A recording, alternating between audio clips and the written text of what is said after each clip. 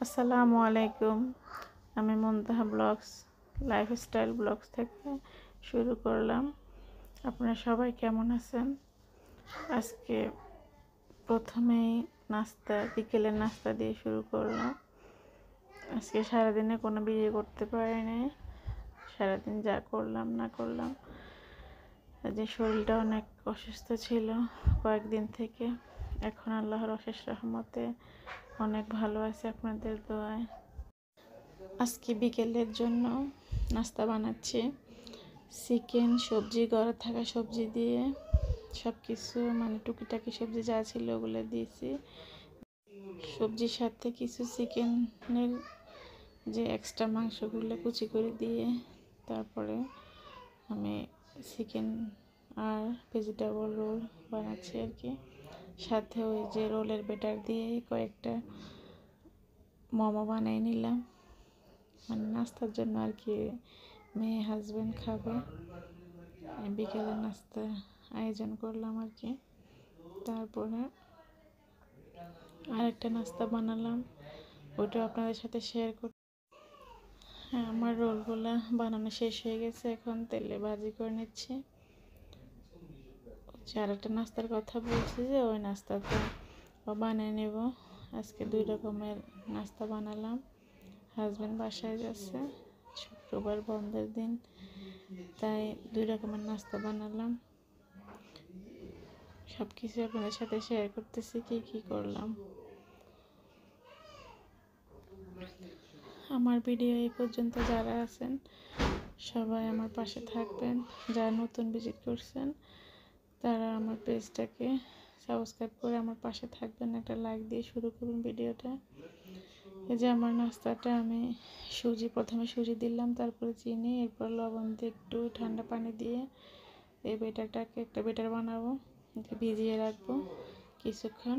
তারপরে ভালোভাবে সেট হয়ে গেলে এরপরে আমি নাস্তাটা বানাবো আর কি। ঢাকনা দিয়ে ঢেকে দিলাম,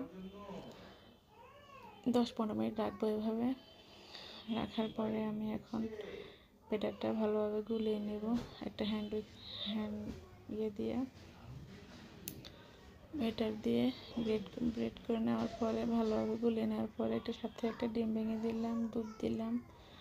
ওই যে অনেকক্ষণ রাখার কারণে একটু গাঢ় হয়ে গেছে, তাই দুধ দিয়ে এটাকে একটু ভালোভাবে পাতলা করে নিলাম আমার যেভাবে লাগবে। সাথে একটু ময়দা দিয়ে দিলাম ঘনত্বটা গাঢ় করার জন্য আর কি। এখন আমি চুলে একটা প্যান বসিয়ে এগুলা বানাবো আর কি। প্যানকেকের মতোই, কিন্তু আমি একটু বেশি করে ব্যাটার দিয়ে পাটিসাপটার মতো করে ওরকম সাইজের বড় করে বানাবো, কিন্তু কোনো ভাঁজ করব না, এভাবে রেখে দিব। অনেক নরম সফট হবে, আপনারা এভাবে ট্রাই করতে পারেন।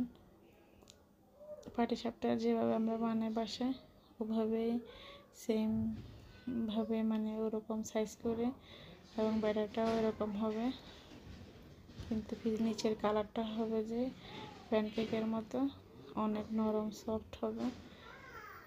আপনাদের সাথে শেয়ার করলাম। যদি ভালো লাগে আমার ভিডিও কোথাও আপনাদের কাছে, তাহলে আমার পাশে থাকবেন। আমার কথায় কোনো কাজে যদি আপনাদের খারাপ লেগে থাকে, ভুল হয়ে থাকে, আমাকে ক্ষমা শুদ্ধ দৃষ্টিতে দেখবেন। এই যে আমার নাস্তাটা রেডি হয়ে গেল, একে একে সবগুলো বানিয়ে নিলাম। এখন আপনাদেরকে দেখিয়ে দিচ্ছি, অপর পিঠটাও দেখিয়ে দিলাম, ভাঁজ করেও দেখিয়ে দিলাম। একদম নরম সফট তুলতুলে। বাচ্চাদেরকে সকালে স্কুলের টিফিনও দিতে পারেন। 2 ভাগ করে কেটে বক্সে রেখে দিয়ে বাচ্চাদেরকে দিতে পারবেন। অনেকক্ষণ সময় থাকে নরম সফট। এটা আমি এভাবে টেবিলে রেখে দিলাম। মেয়ে, হাজব্যান্ড যারা আছে বাসায় সবাই 1-2টা করে নিয়ে খাবে। আপনাদের থেকে অনেক ভালো লাগবে নিশ্চয়ই। আজকের মতো এখানে বিদায়।